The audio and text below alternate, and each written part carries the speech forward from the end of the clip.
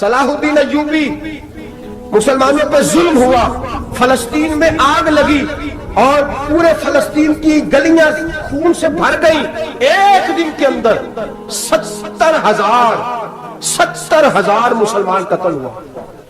گھوڑوں سے سڑکوں پہ چلا نہیں جاتا تھا، گھوڑے پھسلتے تھے، اتنا خون تھا، اور کچی سڑکیں تھی، اتنا خون تھا، پہلے کچی زمین نے خون پیا، پھر خون اس سے باہر آیا، پھر بھی اتنا 70,000 آدمی قتل ہوا۔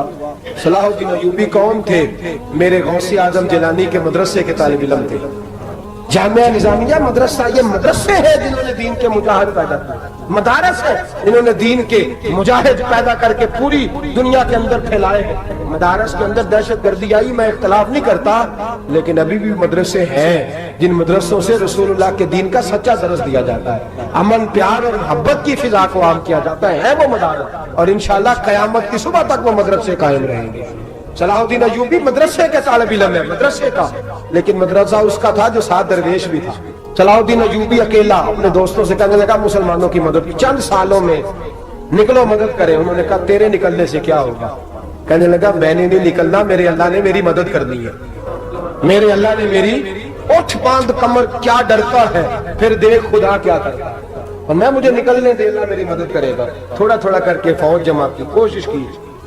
چند سالوں کے بعد اسی جگہ جہاں مسلمانوں کا خون بہا تھا، اللہ نے اسلام کا جھنڈا پھر سے بلند کر دیا۔ صلاح الدین ایوبی فاتح بن کے مسجد اقصی کے دروازے پہ کھڑا ہے۔ چند سال گزرے، عیسائیوں کا اپنا وہ ظلم ابھی یاد ہے، اور عیسائی سارے لیڈر کہتے ہیں تیاری کر لو، اب ہمارے بچے کاٹے جائیں گے، عورتیں بیوہ ہوں گی، گردنیں کٹیں گی، اب دیکھنا اتنا خون ہم نے بہایا تھا، مسلمان اس سے دگنا بہائیں گے۔ صلاح الدین ایوبی گھوڑے پہ کھڑے ہیں اور پوچھتے ہیں او عیسائیوں بتاؤ تمہارے ساتھ کیا کروں؟ گردنیں جھک گئیں، جواب کوئی بھی نہیں۔ کہا تم نے 70,000 مسلمان ایک دن میں مارا تھا، بولو تمہارے ساتھ کیا کروں؟ تم نے ایک دن میں مسلمان یوں کاٹے جیسے گاجر مولی کاٹی جاتی ہے، بولو کیا کروں؟ عیسائی کہنے لگے ہمیں اپنے ظلم یاد ہے، تشدد یاد ہے، بربریت یاد ہے، تو بہتر جانتا ہے تو نے کیا کرنا ہے۔ صلاح الدین ایوبی گھوڑے پہ فاتح کھڑا ہے، آنکھوں میں آنسو آئے، تڑپ کے رویا، کہنے لگا میں تمہارے ساتھ وہی سلوک کروں گا جو میرے مصطفیٰ نے قریش مکہ کے ساتھ فرمایا تھا، لا تثریب علیکم، جاؤ تم پر کوئی زیادتی نہیں، جاؤ تم آزاد ہو۔ اس نے کہا تو کر کیا رہا ہے؟ کہنے لگا میں کیا کروں، میں اس محمد کا ماننے والا ہوں جس نے معاف کرنا سکھایا ہے صلی اللہ علیہ وسلم، میرے پیروں میں زنجیر ہے رسول اللہ کی غلامی کی، جاؤ تم آزاد ہو۔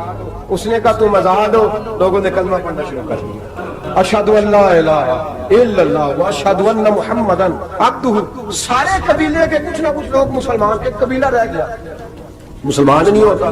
صلاح الدین ایوبی اپنے خیمے میں بیٹھے ہیں تو ایک بی بی آ گئی، اس قبیلے کا کوئی شخص مسلمان نہیں ہوتا۔ بی بی آئی، آگے کہنے لگی میرے 4 بیٹے جنگ میں کھو گئے، چھوٹے چھوٹے بچے جنگ میں کھو گئے، مل نہیں رہے، فوجیوں کو حکم دے مجھے میرے بچے تلاش کر کے دیں۔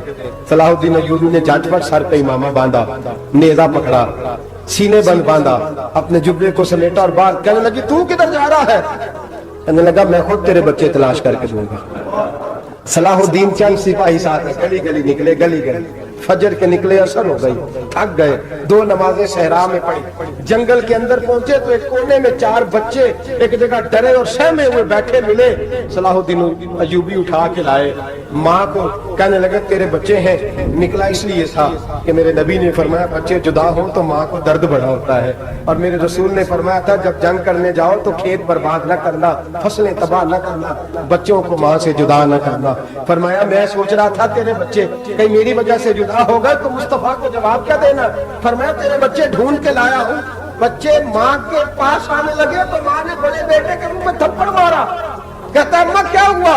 کہنے لگے تو نے سنا نہیں کہ دشمن کے بچوں کی اتنی حفاظت کرتا، میرے پاس نہ جا، اس کے قدموں میں بیٹھ جا۔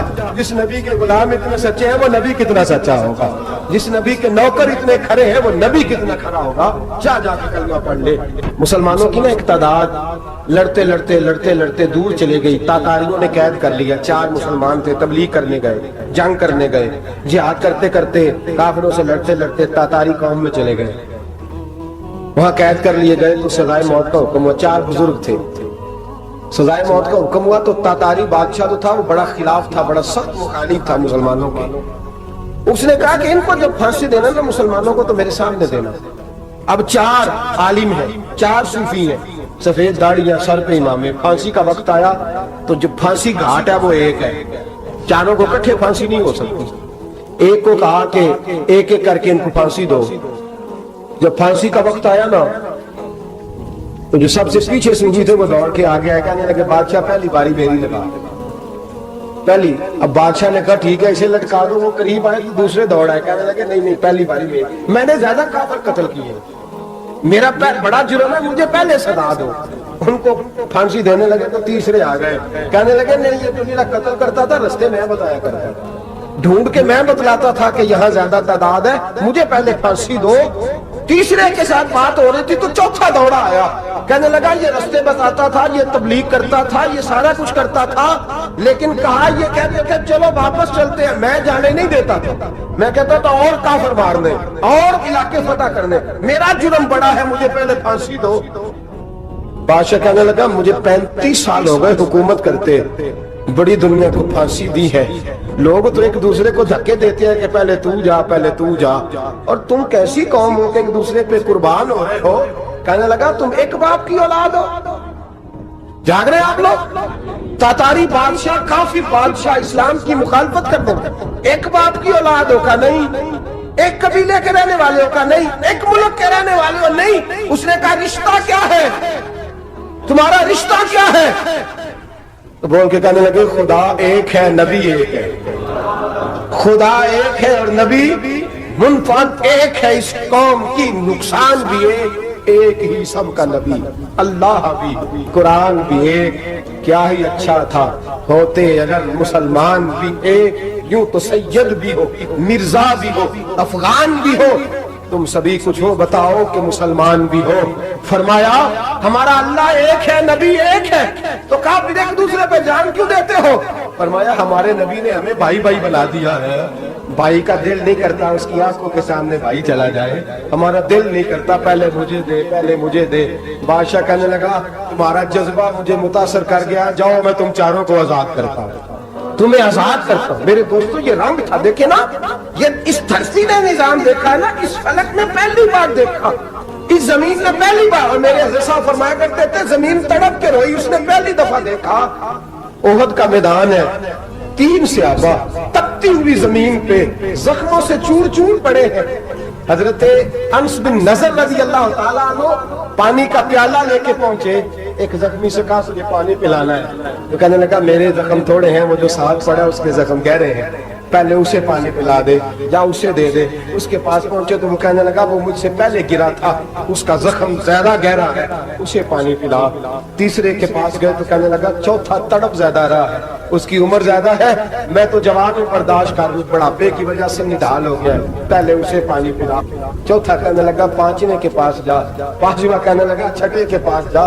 حضرت انس بن نضر کہتے میں رو پڑا, میں نے کہا محمد کے غلاموں, رسول نے تمہیں کیسا جذبہ دے دیا ہے, زبانیں پیاس سے باہر ہے لیکن تمہاری اخوت مرتے دم تک قائم ہے.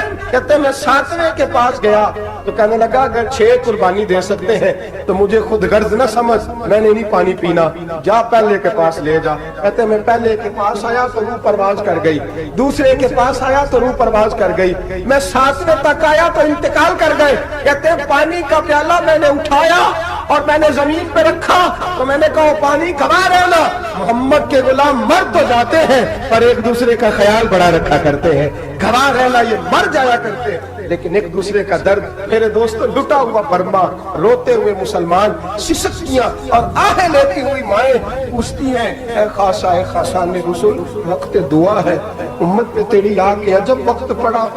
وہ دین جو بڑی شان سے نکلا تھا وطن سے, پردیس میں وہ دین آج غریب الغربا ہے. فریاد ہے اے کشتی یہ امت کے نگہباں, بیڑا یہ تباہی کے قریب آن لگا ہے. اور کیا خوبصورت جملے کہے تھے کہ نبی پاک صلی اللہ علیہ وسلم نے, حضور نے فرمایا تھا میرا مومن ایک جان کی طرح ہوتا ہے, ایک جان کی طرح ہوتا ہے, ایک کو تکلیف ہو جسم کے ایک حصے کو, سارا حصہ پریشان ہوتا ہے. فرمایا یہ ایک مکان کی طرح ہے, ایک اینٹ دوسری اینٹ کو مضبوط کرتی ہے. فرمایا یہ مضبوط لوگ ہیں, یہ مضبوط لوگ. حضرت عمر فاروق کا زمانہ ہے, ایک آدمی نے سیری بھیج دی, ایک گھر میں بطور تحفہ، قحط کا زمانہ تھا، گوشت ملتا نہیں تھا، جانور، ایک آدمی نے سری بھیج دی ایک آدمی کے گھر میں. اس نے کیا کیا؟ اس نے اپنی بیوی سے کہا ہماری تو خیر ہے، ساتھ والا پڑوسی زیادہ غریب ہے، ادھر نہ بھیج دے. یہاں گندم امیر شہر کی ہوتی رہی خراب، اور بچی کسی فقیر کی فاقوں سے مر گئی. کہا ساتھ والے پڑوسی کے گھر سے میں کئی دنوں سے بھوک کی آواز ہے، وہاں بھیج دے. اس کے گھر گئی تو اس کی بیوی شوہر کو مشورہ دیتی ہے، کہتی ہے میرے بچے تو دلیر ہیں، ساتھ والے کے چھوٹے ہیں، وہ گزارا نہیں، ادھر نہ بھیج دے. ادھر گئی. ایک روایت ہے 7 گھر، ایک روایت ہے 21 گھر. 21 گھروں میں گھومتی ہوئی وہ صرف پھر پہلے کے گھر میں آ گئی اور پہلا شادی کرنے لگا، صرف تو نے ہی محمد کا کلمہ نہیں پڑھا، باقی 20 نے بھی پڑھا ہوا ہے. صرف تو نے ہی رسول اللہ سے یہ درس نہیں لیا، باقیوں نے بھی لیا ہے. اور صرف تیرے اندر ہی جذبہ اظہار نہیں، تو ہی صرف مسلمانوں سے پیار نہیں کرتی، سارے ہی پیار کرتے ہیں. وہ صرف پھر آ گئی. اب کیا کرنا ہے؟ اب کیا کرنا ہے؟ امام نبوی نے لکھا ہے، وہ کہنے لگی کرنا کیا ہے؟ پکاؤں گی میں اور کھائیں گے 21 گھر. پھر بھی اکیلے نہیں کھائیں گے، پکاؤں گی میں اور کھائیں گے 21 گھروں کے مطابق شوربہ پکا. اور پھر برتن میں ڈال کے وہ بی بی ایک کے گھر کا دروازہ کھٹکھٹاتی ہے، کہتی ہے مصطفیٰ کے غلاموں نکلو باہر اور کھاؤ، اس لیے کہ جس نبی نے مجھے پیار کا حکم دیا اسی نے تمہیں بھی پیار کرنا سکھایا ہے. یہ رنگ چشم فلک نے سکھایا ہے.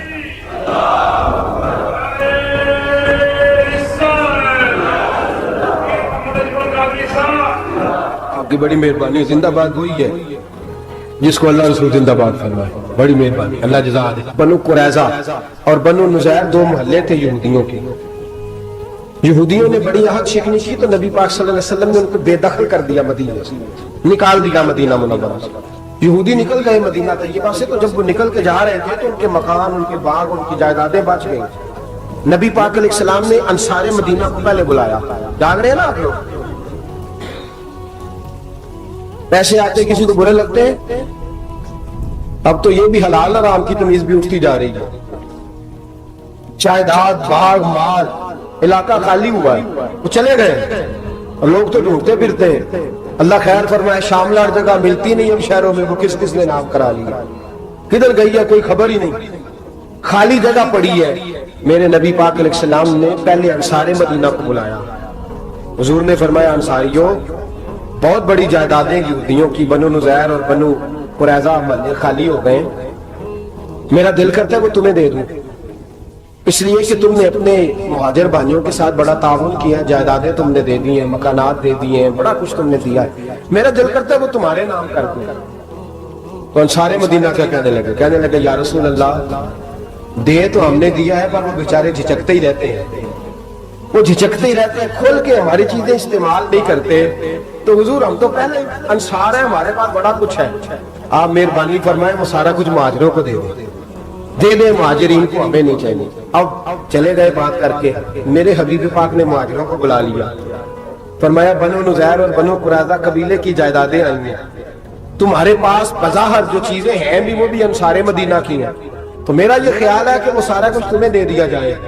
ابو بکر صدیق رضی اللہ تعالیٰ عنہ کہنے لگے یا رسول اللہ صلی اللہ علیہ وسلم، ہمارے انصار بھائیوں نے ہمارے لیے دل تک کھول دیے ہیں، حضور انہوں نے ہر چیز بانٹ کے ہمارے سامنے رکھ دی ہے، ہم اتنے خرد غرض ہیں کہ سارا کچھ لپیٹ جائیں. کہ حضور ہمارے پاس جو مکان ہے وہ ہے، ہم کاروبار کر رہے ہیں، تجارتیں کر رہے ہیں، مزدوریاں کر رہے ہیں، ہم انشاءاللہ اور بنا دیں گے، آپ یہ ہماری طرف سے ہمارے انصار بھائیوں کو گفٹ کر دیں، آپ انہیں دے دیں. میرے حبیب کی آنکھوں میں آنسو آ گئے. میرے نبی پاک علیہ السلام رو پڑے.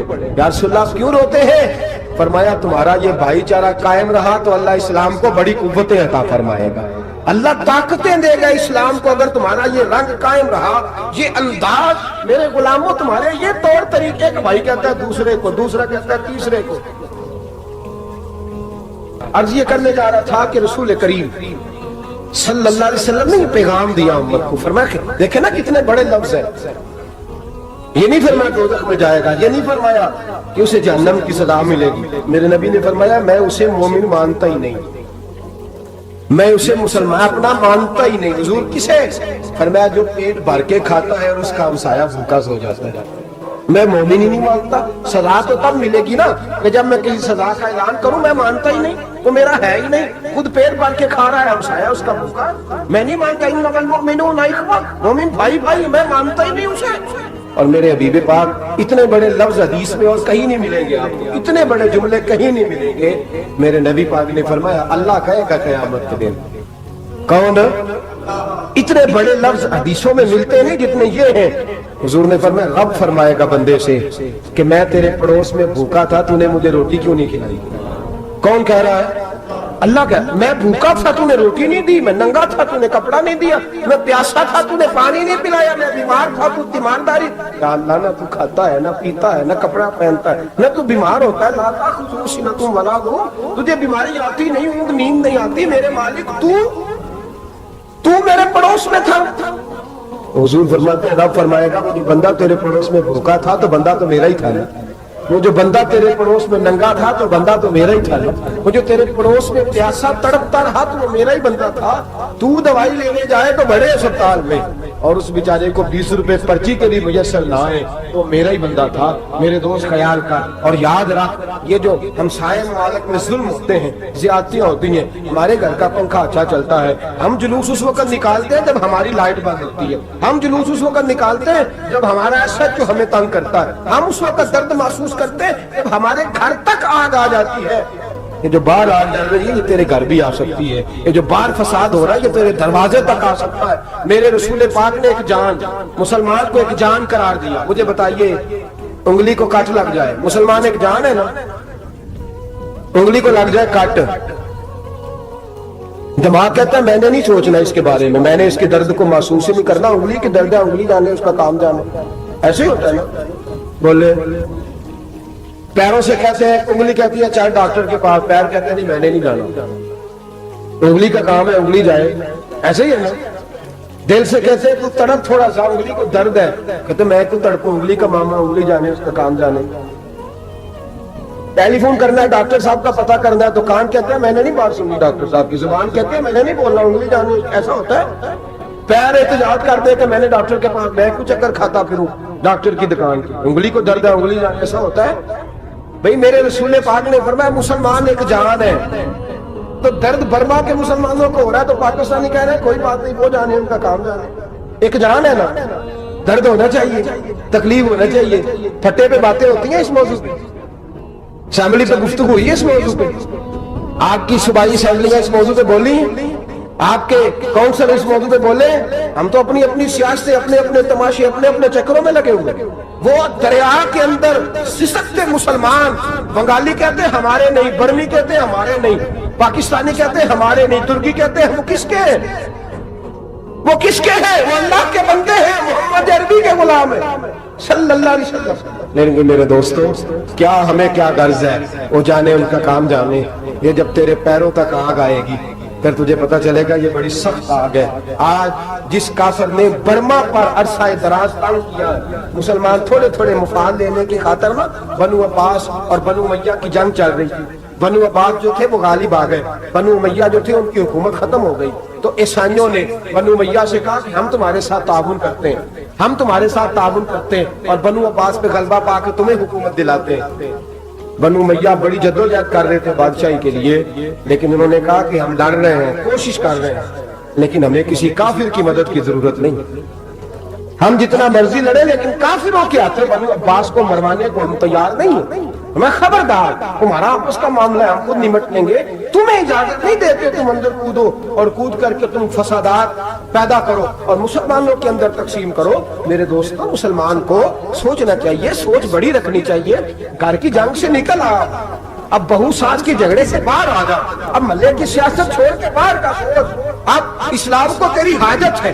اب پوری دنیا جب مسلمان کو دیکھے نا, فیس بک یوز ہوتی ہے, اس پہ نوجوان جب اسلام کی بات کرنے لگے گا, اس پر جب بڑا اسلام کی بات کرنے لگے گا, پوری دنیا میں پیغام جائے گا کہ مسلمان اب جاگنے لگا ہے, مسلم خابیدہ بیدار ہونے لگا ہے, اب اس کی آنکھیں کھلنے لگی ہے, اب یہ اپنے مذہب کی بات کرتا ہے, اب یہ اپنے ملک سے, صوبے سے, برادری سے نکل کر بولتا ہے. اب یہ کہتا ہے کہ بازو تیرا توحید کی قوت سے قوی ہے, اسلام تیرا دیش ہے, تو مستقبی ہے. اب یہ بڑی سوچ رکھتا ہے, اب یہ عالمی بات کرتا ہے. میرے دوستوں ہمارا تو حال یہ ہے امام اعظم ابو حنیفہ کا فتویٰ ہے، آپ فرماتے ہیں جو مولوی عالمی حالات سے باخبر نہ ہو وہ جمعے کی تقریر نہ کرے، وہ مسلمانوں کی رہنمائی نہیں کر سکتا۔ عالمی حالات سے جو خبردار نہ ہو، تو جس کو چھٹی ہو جائے تو نے ختم نہیں پڑھا دوڑ جا مسجد سے، تو ختم نہیں پڑھتا ہمارے، تجھے پتہ ہی نہیں دکان رہتا بھاگ جا، وہ عالمی حالات پہ بات کرے گا، کیونکہ بیچارے کو تو پتا میری سویرے چھٹی ہو جانی ہے۔ سیاست کا لفظ چھیڑا نہیں تو میں گیا نہیں۔ یاد رکھے وہ جو بیداری ہے، وہ جو اعلیٰ ظرفی ہے، وہ جو بڑی سوچ ہے، وہ جو ملت کی سوچ ہے، وہ جو قومیت کی سوچ ہے، وہ جو آگے بڑھنے کا زاویہ ہے، وہ تو اندر اقبال کہتے ہیں گلا تو گھونٹ دیا اہل مدرسہ نے تیرا، گلا تو گھونٹ دیا اہل مدرسہ نے تیرا، تجھے تو مدرسے والوں نے پلیٹ پکڑا دیا ہے کہ جا سویرے لنگر کٹھا کر کے لا اور دوپہر کو روٹیاں مانگ کے لا اور دیکھ آج مرا کون ہے، ختم کس کا پڑھنا ہے، تو گلا تو گھونٹ دیا اہل مدرسہ نے تیرا، اب کہاں سے آئے گی صدا لا الہ الا اللہ، تو گھونٹ دیا تیرا گلا، تو کیسے بڑی بات کرے گا؟ بڑی بات کے لیے بڑی سوچ چاہیے، بڑی تگودو چاہیے، بڑی کوشش چاہیے، بڑا حوصلہ چاہیے۔ مسلمان چھوٹی چھوٹی لڑائی میں، چھوٹی چھوٹی جنگ میں، ایک دکاندار دوسرے دکاندار سے لڑ رہا ہے، گلی والا دوسری گلی والی سے لڑ رہا ہے، محلے والا محلوں پہ اعتراض، ایک شہر میں رہنے والے میں نے دوسرے محلے پہ اعتراض کرتے دیکھا۔ یقین کریں ایک شہر میں رہنے والے، علاقے میں بسنے والے کہتے ہیں بھائی توبہ ہے اس محلے سے، تو اللہ ہی بچائے، لا حول ولا قوت۔ وہ جو تقسیم در تقسیم کی سوچ ہے، اس نے چھوٹے چھوٹے ٹکڑوں میں، چھوٹے چھوٹے ٹکڑوں میں مسلمانوں کو بانٹ دیا ہے، چھوٹی چھوٹی تقسیم ہے، چھوٹا چھوٹا ہمارا مزاج ہے، چھوٹی سوچ ہے۔ بڑی سوچ کی بات سنیے، صلاح الدین ایوبی، جاگ رہے ہیں نا آپ لوگ؟ تو آخر حضرت صاحب ایڈی بڑی گل چھیڑ چڑی ہے، یہ مطلب ہی کون، کنے برما جانا ہے تو کنے مدد کرنی ہے، میں تو بھائی فریضہ سر انجام دے رہا ہوں۔ میرے نبی نے فرمایا برائی کو یا ہاتھ سے بدل، ہاتھ سے نہیں بدل سکتا تو زبان سے تو بولنا، تو میں معذور ہوں، کمزور آدمی ہوں، ہاتھ سے بدلنے کی طاقت نہیں رکھتا، تو دوسرے درجے پہ تو مجھے عمل کرنے دو نا، اثر کرے نہ کرے سن تو لے میری فریاد، نہیں ہے داد کا طالب یہ بندہ آزاد، رونے کو دو تڑپنے کو دو، آہیں تو بہانے دو، سسکیاں تو لینے دو، مار کھائی ہے تو تڑپنے کو دو۔ وہ قرآن پاک، برما میں پابندی لگی ہے تو میں یہاں سوچنے لگا ہوں کہ وہاں تو پابندی لگی ہے، یہاں پہلے لوگ کوئی نہیں پڑھی۔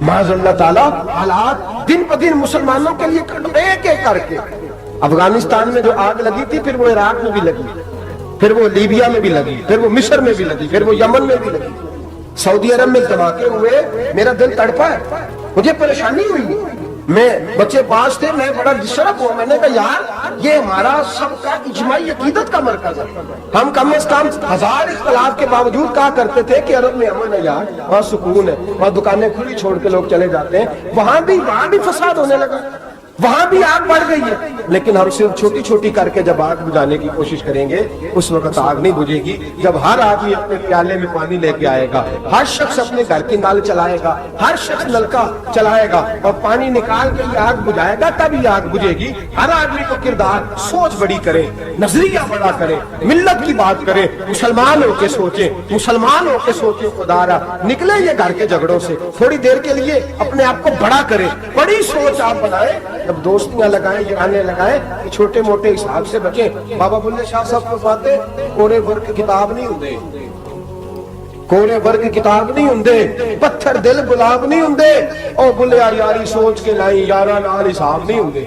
پھر ذرا نکلے اس حساب کتاب سے باہر، بلیا یاری سوچ کے لائیں یارا نال حساب نہیں ہوندے، پھر ذرا بڑا ذہن کرے، چھوڑے اپنے حساب۔ یبصرون علی انفسہم ولنبلونکم بشیء من الخوف والجوع ونقص من الاموال والانفس والثمرات، پھر حساب کتاب سے نکلے، پھر امام علی مقام کی طرح یہ سوچ بنائے کہ حسین کے بچے چلے جائیں تو کوئی حرج نہیں، امت پر آنچ نہیں آنی چاہیے۔ ایک امام علی مقام، کل تک امام میدان میں کھڑے تھے تو اکیلے تھے، لیکن آج پوری دنیا کہتی ہے حسین ہمارا ہے، حسین ہمارا ہے۔ آج نظریہ امام علی مقام زندہ ہے، تو اکیلا تو کھڑا ہو، یہ نہ کہا کر چھوٹی سی مسجد ہے، ایک کونا کا کھڑکاوا مولانا تقریر کر رہے ہیں تو کیا بنے گا، ایک آواز کہیں سے گونجا کرتی ہے، پھر اس میں تاثیر میرا اللہ پیدا فرما دیا کرتا ہے، پھر اس کے اندر قوت میرا رب پیدا فرما دیا کرتا ہے، پھر اللہ اس میں تاثیر پیدا کر کے چار دانگ عالم میں پھیلا دیا کرتا ہے۔ جب آپ نماز پڑھ رہے ہوتے ہیں، جب آپ کا مصلی آباد ہوتا ہے، صلاح الدین ایوبی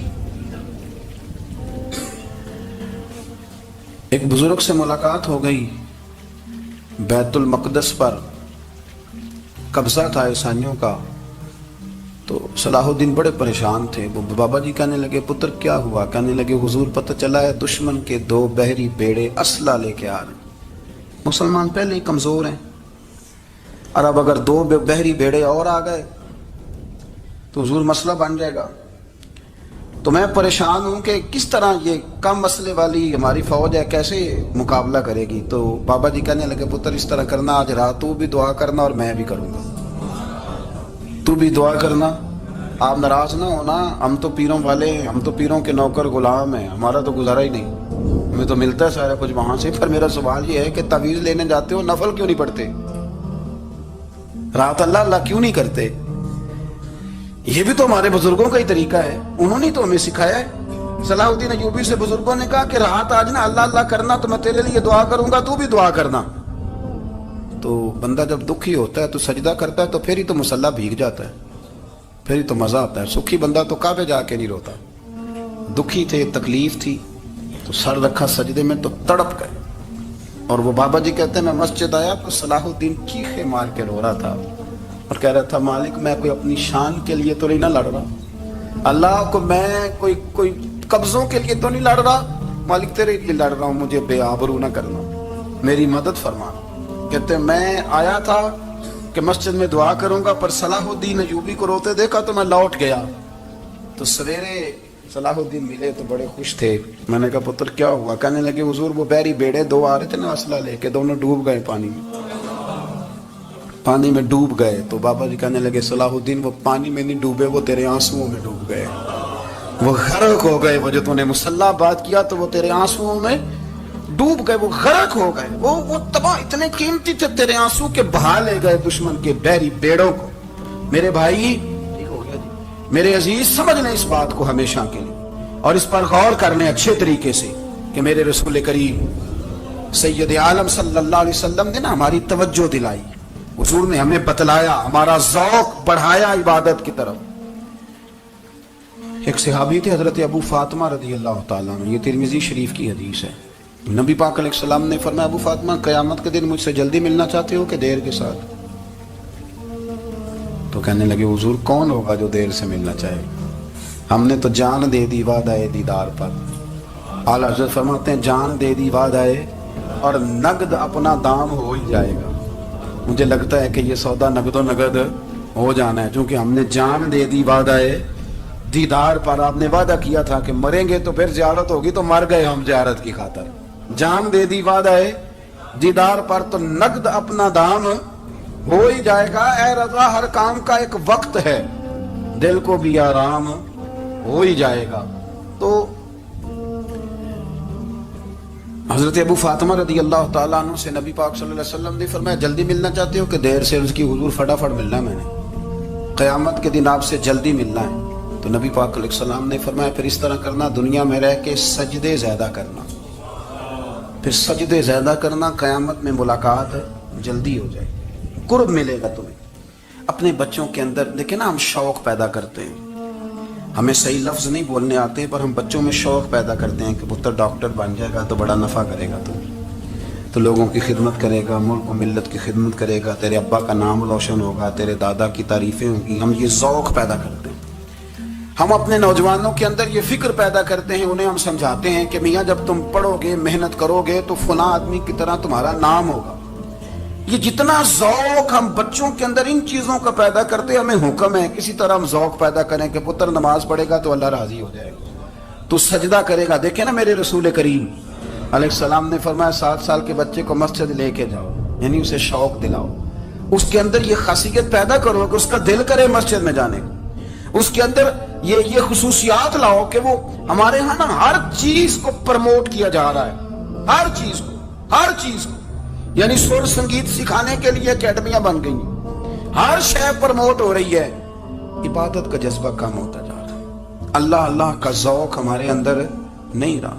اور اتنا مشکل ہم نے اپنے لیے بنا لیا ہے کہ وہ بندہ جو بڑی زبردست مذہبی گفتگو کر رہا تھا اور تگڑی بات کر رہا تھا، کیا بات ہے، لیکن نماز کے بارے میں کمزوری دکھا جاتا ہے، نوافل کے بارے میں وہ چپکے سے نکل جاتا ہے. امام احمد بن حنبل رحمۃ اللہ تعالی علیہ، مسند امام احمد بن حنبل 14 جلدوں میں ہے مارکیٹ میں، اور مجھے تو خیر پسند ہی پڑھی ہے، میں نے تو کئی دفعہ پڑھی ہے. اور کیا بات ہے امام احمد بن حنبل، کیسے تگڑے قسم کے محدث تھے اور اللہ نے کتنا انہیں اعزاز عطا فرمایا ہوا. یہ کوڑے بھی کھاتے تھے دین کی خاطر, سارا کرتا لہو سے بھر بھی جایا کرتا. بڑا اعزاز والا شخص تھے, بڑے اعزاز والے. حدیثیں جمع کرنا, حدیثیں لکھنا, حدیث پڑھانا, سارا دن رہتے تھے. کہہ سکتے تھے کہ میں کر تو رہا ہوں کام, اور حدیث بھی موجود ہے کہ عالم عابد سے افضل ہوتا ہے, پر اس کے باوجود امام احمد بن حنبل رحمۃ اللہ علیہ 300 نفل فرض نمازوں کے علاوہ پڑھا کرتے تھے. 300 نوافل روز پڑھا کرتے تھے. ان کے بیٹے نے کہا جی مکان خریدنا ہے تو وہ جگہ کہاں کر کے لوں, بہت ساری آبادیاں. تو فرمایا پتر وہاں لینا جہاں مسجد قریب ہو. میرے رسول کریم سید عالم صلی اللہ علیہ وسلم اتنا پسند کرتے مسجد کو, اتنا پسند کرتے نماز کو, کہ رسول کریم صلی اللہ علیہ وسلم تہجد کی نماز بھی پڑھتے, پھر حضور فجر کی نماز بھی پڑھتے. نبی پاک وتر کو الگ کر کے پڑھتے, عشاء کے ساتھ نہیں پڑھتے. یہ تو ہم اس لیے اجازت دی ہمارے بزرگوں نے کہ بعد میں اٹھے گا کون علیحدہ وتر پڑھنے کے لیے, عشاء کے ساتھ پڑھ لے. وتر پڑھتے, تہجد پڑھتے, فجر پڑھتے, اشراق پڑھتے, چاند پڑھتے, پھر مغرب کی نماز کے بعد 6 رکعت اوابین پڑھتے, پھر رات کو صلاۃ اللیل پڑھتے. سیدہ عائشہ صدیقہ کہتی ہیں زمانہ سو جاتا اور میرے رسول مصلی بچھا کے کھڑے ہو جاتے. او یار کھیتی باڑی کر کے نہیں, محنت مزدوری کر کے نہیں. جناب عائشہ کہتی ہیں میں یہ بھی دیکھتی کہ حضور ایک آیت شروع کرتے تو ساری رات اسی کو پڑھتے, اور میری نظر جاتی تو قدم مبارک پہ ورم آ جاتا. یار نماز پڑھ پڑھ کے, اتنی مشقت کر کے, اتنی جد و جہد کر کے ورم آ گیا. یا رسول اللہ اتنی محنت کیوں کرتے ہو؟ فرمایا افلا اکون عبدا شکورا, کیا میں اپنے رب کا شکر گزار بندہ نہ بنوں؟ صحابہ کا ذوق عبادتوں کا, ریاضتوں کا, تلاوتوں کا, طبیعت ہے ان کی. وہ ایک دوسرے کو, حضرت مولا علی شیر خدا کرم اللہ تعالی وجہہ الکریم کے زمانے میں روم کے بادشاہ نے کہا یار یہ مسلمانوں کا پتہ تو کرو, یہ آخر کیوں اتنے زیادہ مجاہد ہیں. اس زمانے میں جاسوس بھیجنے کا مزاج تھا, اب تو جاسوس پکڑا جاتا ہے, اب تو جاسوس, اور جاسوسی کا شوق ویسے آج بھی ہے. عرض کروں تھوڑی سی بات ہی سلمان سے. پتہ ہے کیا ہمارا مسئلہ ہے؟ ہم جہاں جاتے ہیں نا وہاں تھوڑی خوشبو سونگنے کی کوشش کرتے ہیں. وہ کیا ہے تو یہ کیا ہے تو ادھر کیا ہے تو تھوڑا سا ادھر کیا ہے. میرے رسول پاک پڑھیے درود شریف, سارے پڑھیے ذرا زور سے, صلی اللہ تعالی. نبی پاک علیہ السلام نے فرمایا جاسوسی نہ کرنا ورنہ تم بندوں کو خراب کر دو, اور فرمایا اس طرح نہ ہو کہ تم کسی کے آپ کھول نہ نکلو تو تمہارے پہلے کھل جائیں. یہ جو ذوق ہے نا یہ ختم کریں, چھوڑیں. مطلب آپ کس چکر میں پڑے ہوئے ہیں, اتنی زیادہ توجہ کرنے کی کیا ضرورت ہے؟ نے کام سے کام رکھیں, اس میں بندہ تھوڑا سا نا آسان رہتا ہے. یہ جو بہت زیادہ ٹٹولنے والے لوگ ہوتے ہیں نا وہ بےچارے پھر عمر ٹٹولتے ہی گزار دیتے ہیں, اس لیے کہ مزاج ہی بہت پکا ہے. بوری کا منہ کھول کے اندر تک ہاتھ ڈالنا, تو پھر کئی دفعہ سامنے سے بچھو بھی لڑ جاتا, خرابی ہوتی. تو جاسوسی کی جاتی. اس نے بھی جاسوس بھیجے کیونکہ قبیلوں کے لوگ تھے, کچھ مسلم کچھ کافر, پہچانے نہیں جاتے تھے لوگ. تو کچھ لوگ اس نے بھیجے, انہوں نے آ کے نا تحقیق کی, ریسرچ کری کہ آخر ماجرا کیا ہے. تو واپس جا کے انہوں نے رپورٹ دی نا روم کے بادشاہ کو. اس رپورٹ کا ایک جملہ بڑا شاندار ہے. وہ کہنے لگا بادشاہ ہمیں مسلمانوں کی کوئی سمجھ نہیں آئی, ہمیں کوئی سمجھ نہیں آئی. انہوں نے کہا بھی کیوں نہیں سمجھ آئی؟ کہنے لگے یار عجیب بندے ہیں, جب رات مصلی پہ بیٹھتے ہیں تو یوں لگتا ہے ان کا دنیا سے رشتہ ہی کوئی نہیں, کوئی کسی کو نہیں جانتا. کوئی اپنے دکھ سنا کے رو رہا ہے, کوئی اپنی بات کر کے رو رہا ہے, لگتا ہے کہ ان کا کوئی رشتہ ہے ہی نہیں جب مصلی پہ بیٹھتے ہیں. اور فرمایا جب سویرے یہ جہاد کرنے نکلتے ہیں تو لگتا ہے ان سے زیادہ دلیر ہی کوئی نہیں. حالانکہ جو مسلوں پہ رونے دھونے کے لوگ ہوتے ہیں وہ کئی دفعہ جہاد میں کام نہیں کرتے, لیکن عجیب لوگ ہیں کہ رات کے راہب ہیں, دن کے مجاہد ہیں, کوئی سمجھ نہیں آتی. میرے عزیز ان لوگوں نے مسلح آباد کر کے رکھا, تلاوتیں ان کا ذوق رہی, منظر روز پڑھنا, اسباق پڑھنا, وظائف پڑھنا, یہ ان کا ذوق رہا. اعلیٰ حضرت بریلوی رحمت اللہ نے 1000 کتاب لکھی ہے, لیکن الوظیفۃ الکریمہ کے نام سے جو وہ صبح و شام وظائف پڑھتے تھے وہ الگ انہوں نے ان کو بیان کیا, پابندی کے ساتھ اپنی اللہ اللہ کرتے. شیخ شہاب الدین سہروردی رحمت اللہ علیہ, اس پر ایک بندے نے اعتراض کیا. اس نے کہا جی آپ کس قسم کے صوفی ہیں, مرید بیٹھے ہیں اور آپ وہاں نفل پڑھ رہے ہیں. تو بڑا مسئلہ ہوتا ہے نا, جو بندہ ملنے آتا ہے وہ اپنے ٹائم کے حساب سے آتا ہے, اور اس کا یہ بھی خیال ہوتا ہے کہ پیر صاحب جو ہیں وہ چونکہ درویش ہیں تو نہ انہیں روٹی کھانی چاہیے نہ سونا چاہیے, چونکہ وہ درویش ہیں, اور ہم چونکہ درویشوں کے ماننے والے ہیں لہذا ہمارا یہ طریقہ ہونا چاہیے کہ جیسے ہم کہیں درویش ویسے ہی کر جائے. حالانکہ جس کو آپ درویش کہیں گے آپ اس کی مانیں گے, آپ منوائیں گے نہیں. ہمارا مزاج ہوتا ہے. شیخ شہاب الدین پر لوگوں نے اعتراض کی, حضور لوگ ملنے آئے ہیں, زیارت کرنے آئے ہیں, یہ بندے دعا کرانے آئے ہیں, اللہ اللہ کرانے آئے, اور آپ نفل پڑھ رہے ہیں. کیا جملہ ہے, کیا حسن ہے, کیا خوبصورتی ہے. فرمانے لگے رب رسول سے مانگنے کے لیے مصلی بچھایا ہے, اگر وہاں سے مانگوں گا نہیں تو تمہیں دوں گا کیا. پہلے مجھے کچھ لے تو لینے دو, اگر میرے پلے کچھ ہے ہوگی تو آگے دوں گا نا. تو میں مانگنے گیا تھا کہ یا اللہ دے, تیرے بندے لینے آئے دے, تو میں کچھ لوں گا تو آگے دوں گا نا. لیکن ہمارا یہ سٹیٹس, یہ مزاج, یہ شعور نہیں ہے. گپیں, کہانیاں, داستانیں, گفتگو, خطابت, واز, کیا بات. لیکن اگر کچھ کرنے کا کام ہو تو وہ نہیں ہم سے ہوتا. میرے نبی کریم علیہ الصلوۃ والسلام نے مصلی سے دل لگانے کا درس دیا. حضور نے توجہ دلائی. صحابہ اس ذوق کے حامل لوگ تھے, وہ کوشش کرتے تھے. جناب صدیق اکبر رضی اللہ تعالیٰ عنہ کا عبادت کا مزاج ہمیشہ قائم رہا. حضرت عمر فاروق ساری رات اللہ کے حضور کھڑے رہے. حضرت عثمان غنی رضی اللہ تعالیٰ عنہ عشاء کی نماز پڑھ کے 2 رکعتوں کی نیت باندھتے تھے, 15 سپارے پہلی رکعت میں پڑھ دیتے.